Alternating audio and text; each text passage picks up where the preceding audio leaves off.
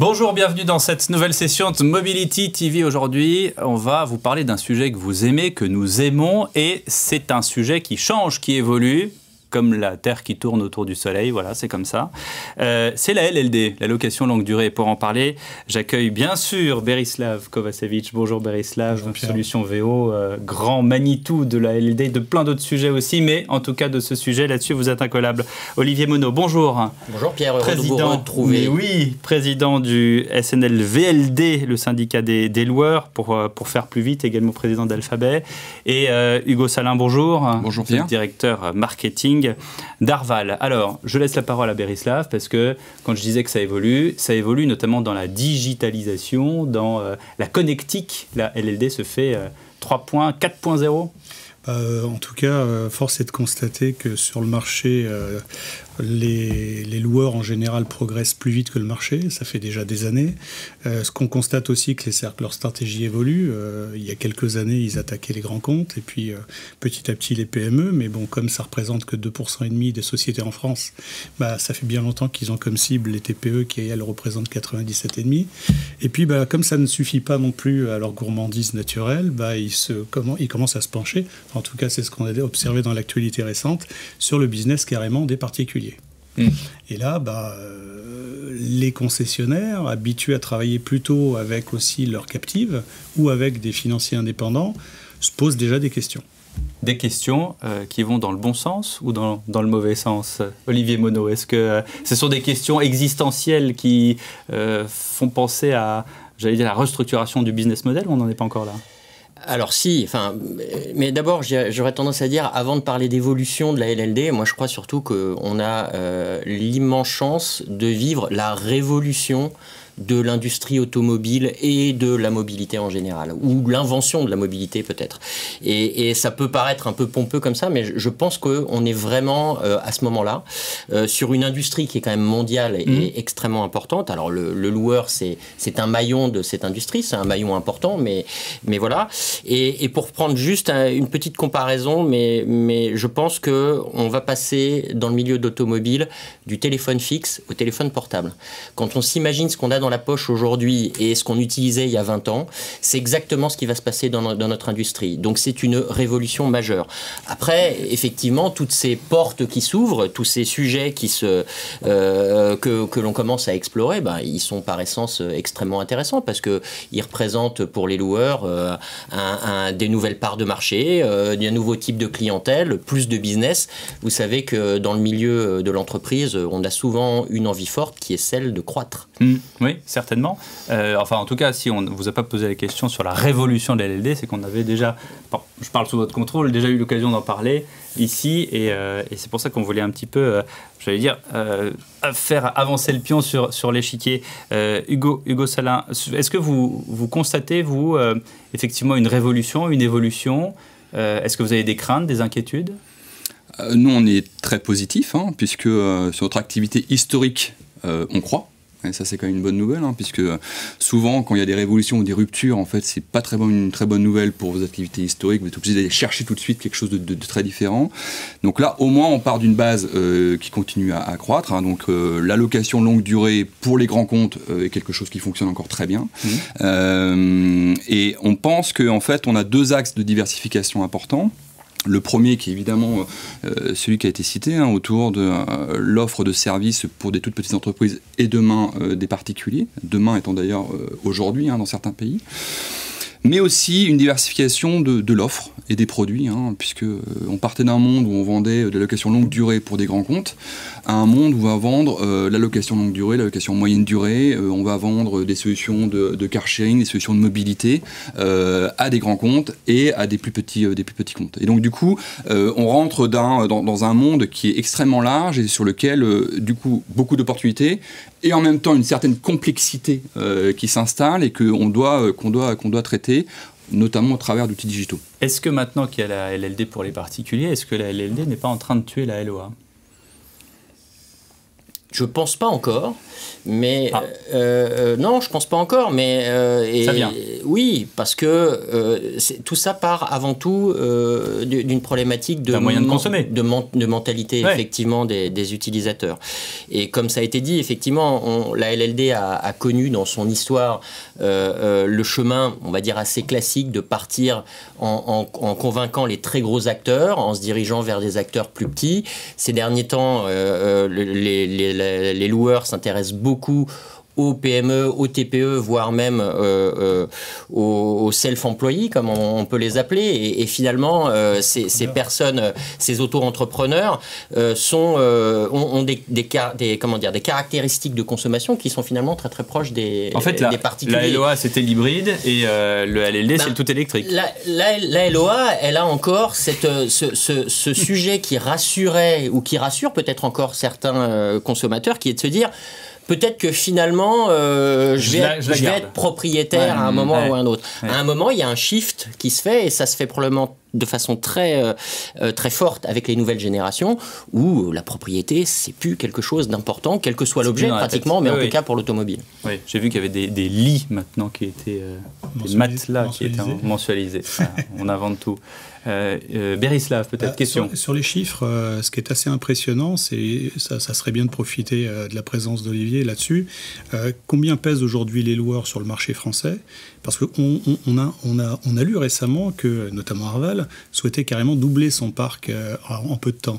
Je pense que ce serait intéressant quand même de se focaliser sur les chiffres, parce que derrière, ça va forcément se traduire une stratégie commerciale différente de celle qui a été adoptée jusqu'à présent. Alors, c'est plein de très bonnes questions en une phrase. D'abord, ce qu'il faut avoir en tête, c'est qu'aujourd'hui, les loueurs longue durée pèsent un peu plus de 50% du marché de tout le business entreprise. Parce que c'est qu'effectivement, aujourd'hui, le sujet à la mode, c'est la location à particulier. Mais finalement, aujourd'hui, c'est epsilonesque. Beaucoup d'acteurs commencent à s'y intéresser, commencent à proposer des produits, etc. Mais c'est le début de l'histoire. Donc aujourd'hui, effectivement, les loueurs pèsent un peu plus de la moitié de tout le marché des entreprises. Ça veut dire que, et c'était ce que disait Hugo tout à l'heure, c'était qu'en fait, il reste encore sur notre marché historique beaucoup de parts de marché et beaucoup de développement à prendre, et principalement sur des entreprises de petite et de moyenne taille. Après, le marché, je dirais, global, il est gigantesque, puisque effectivement, derrière, je ne sais pas combien il y a de voitures qui roulent aujourd'hui, mais bon, donc on pourrait... 40, comme on le dit souvent. En fait, 38, si on prend une part plutôt VP, camion, enfin VU, etc. Si on n'est que sur les VP, on est à 32 millions. Bon, donc on peut s'imaginer que le gâteau de demain, il est de 32 millions d'unités. Donc vous imaginez un peu les perspectives que ça nous donne. Mais la deuxième partie très intéressante de votre phrase, c'était de dire et comment est-ce qu'on y accède? Donc finalement, les canaux. Et effectivement, les canaux sont extrêmement différents. Et c'est là d'ailleurs que les loueurs, aujourd'hui, abordent ce sujet de façon différenciée, en fonction de leur historique, de leur expérience, et puis aussi souvent un peu en fonction de leur actionnariat. Donc il y a certains loueurs qui sont filiales de banques, et on sait que une des forces de leur maison mère, mais ça sera probablement développé juste après, c'est d'avoir un réseau. Donc ils vont essayer d'utiliser la capillarité de ce réseau. Il y a 40 000 agences bancaires en France. Bon, enfin voilà, donc là, évidemment que c'est un moyen. C'est un moyen. De moins en moins d'agences qui ont pignon sur rue. Enfin, c'est un autre sujet. On n'est pas là pour ça. Et d'autres structures qui seraient plutôt les grandes captives des constructeurs français, par exemple, pour pas les citer, mais qui, elles, ont un autre réseau, qui est le réseau des concessionnaires, qui est extrêmement proche des clients.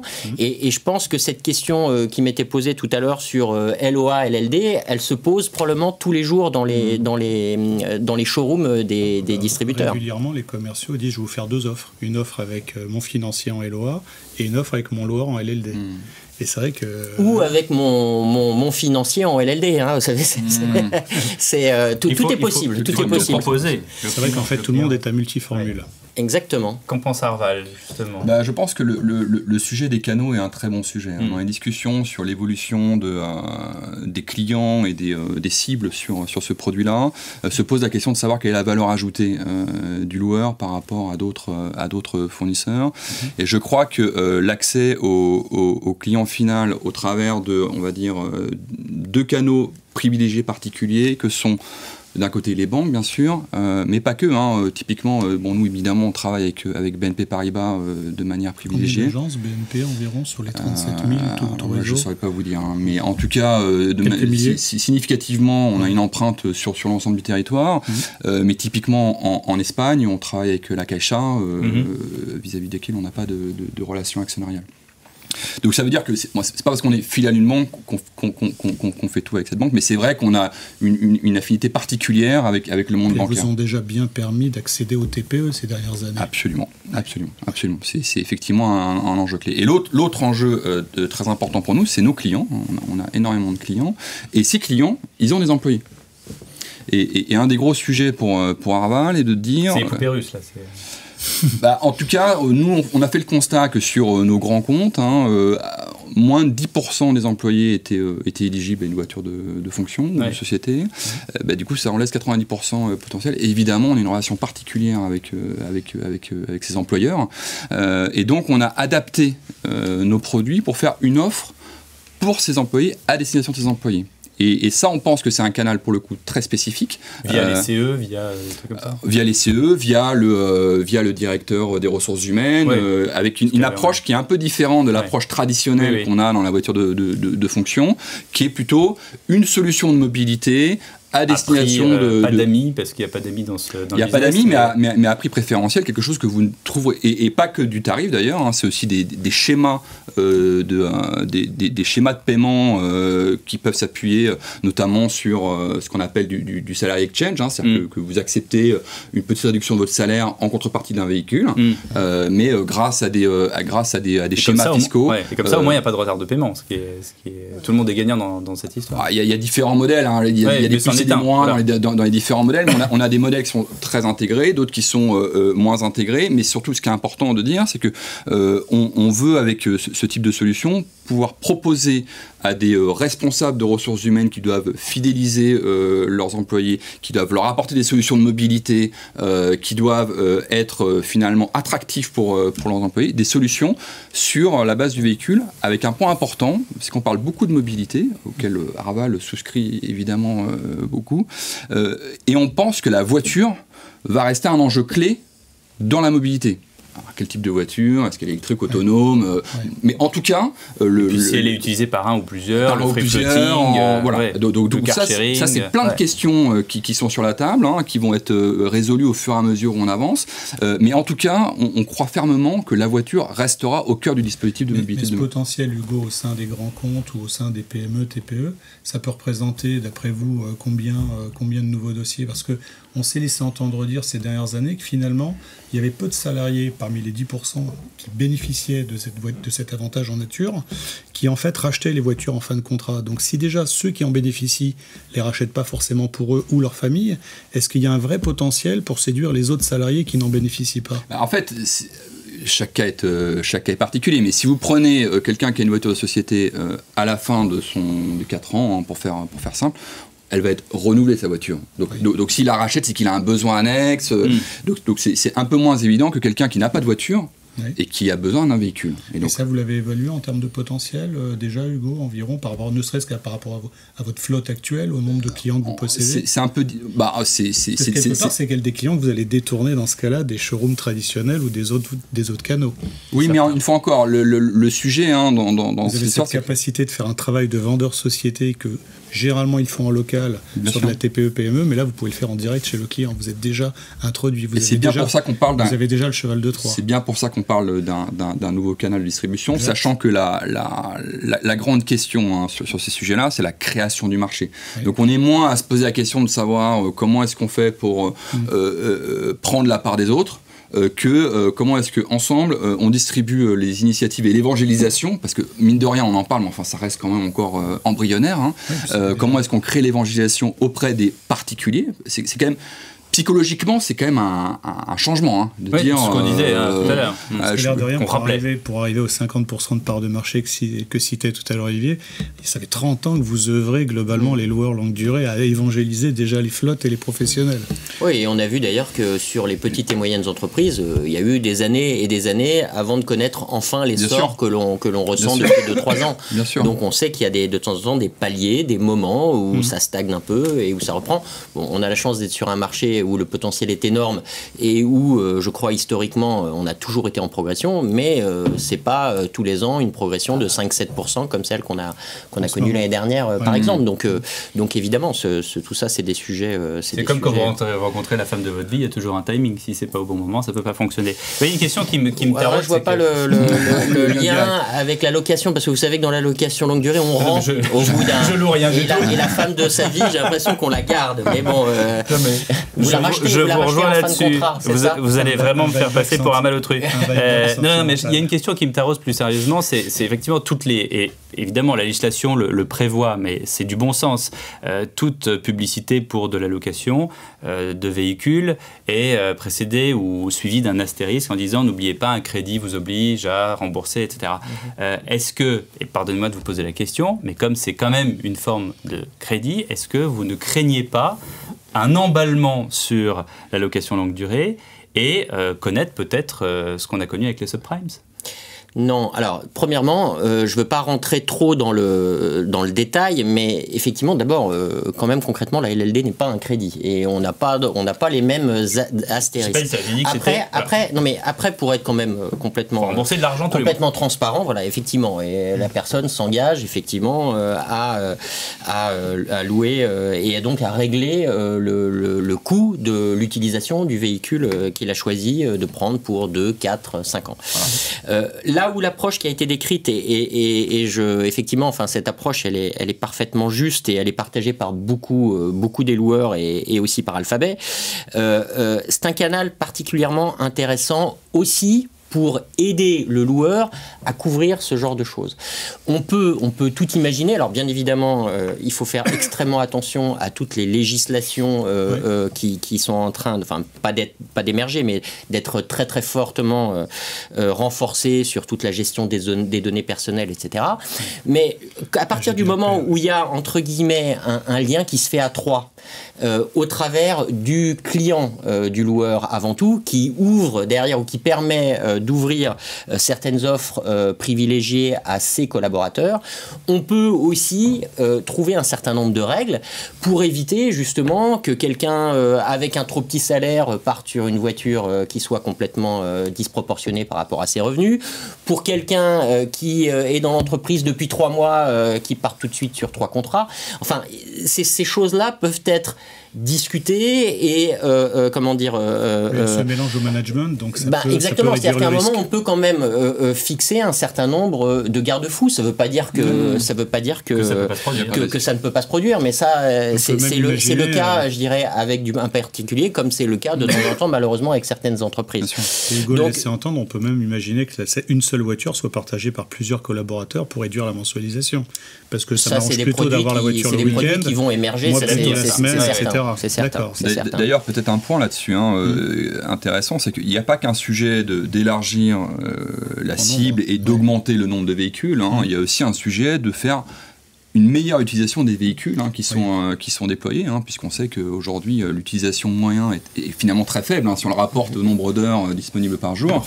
Et donc c'est un point auquel nous on croit aussi beaucoup, c'est la possibilité sur des véhicules qui ont déjà été déployés dans des flottes d'entreprises, de solutions qui permettent de faire en sorte qu'elles restent moins au garage et qu'elles soient mieux exploitées à des fins notamment privées pour les employés qui ont besoin, je sais pas moi, j'ai besoin d'aller faire une course à midi dans Paris, je prends une voiture pendant 2 heures, c'est très simple. Donc en l'occurrence on a lancé une offre qui s'appelle Arval Carsharing qui permet de faire ça, c'est tout digital, il n'y a pas de clé, tout est dans le mobile, et ça on croit beaucoup que c'est des solutions qui vont permettre d'améliorer la mobilité, tout à fait, tout en étant sur le mode de transport à 4 roues avec un volant.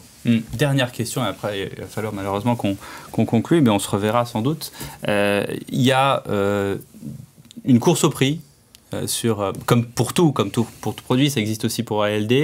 Il y a, on entend, marché chinois, indien qui émerge. Est-ce que vous n'avez pas peur qu'un jour on vous propose, pour vous faire concurrence, la voiture à 19,99 par mois? Bon, alors d'abord, il ne faut pas avoir peur dans la vie. Deuxièmement, on a déjà vu... Le guerrier, là.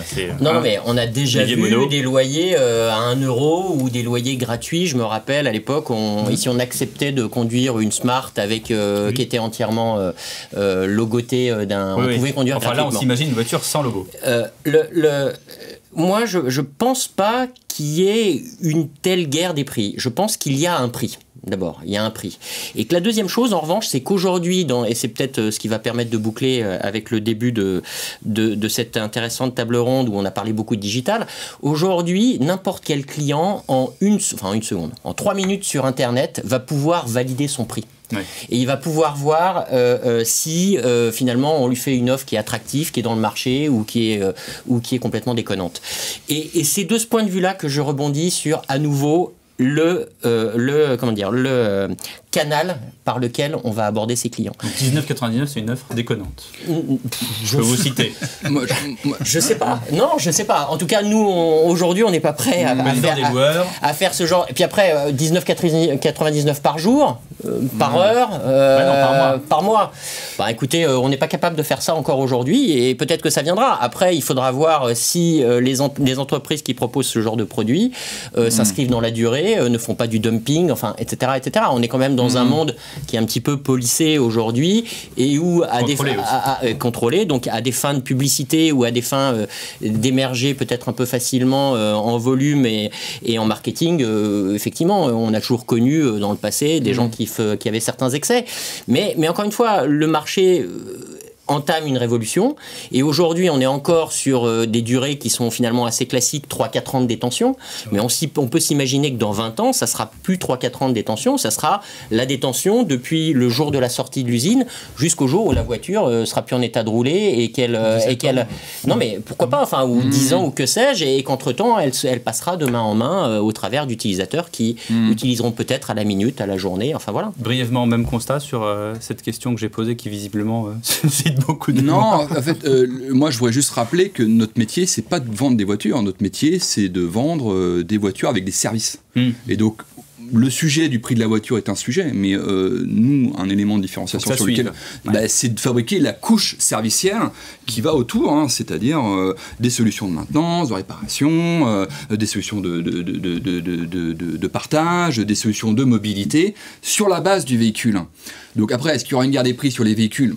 On verra, mais je dirais que même s'il y a des véhicules très bas marché qui arrivent, je pense qu'on arrivera à construire des solutions servicielles sur la base de ces véhicules. Donc, moi, je ne suis pas persuadé qu'il y ait besoin de s'en inquiéter beaucoup. Il y a déjà lieu depuis un petit moment avec le poids qu'on met aujourd'hui sur les valeurs résiduelles, qu'on contrôle mieux, je pense, quand on sait cibler les véhicules et quand on analyse toujours les mêmes véhicules, mais pour les réseaux, c'est un vrai sujet. La concurrence reste rude quand même. Hein. Merci beaucoup, messieurs. Merci Hugo Salin, merci Olivier Monod. Merci Pierre. Berislav Kovacevic d'avoir été dans Mobility TV.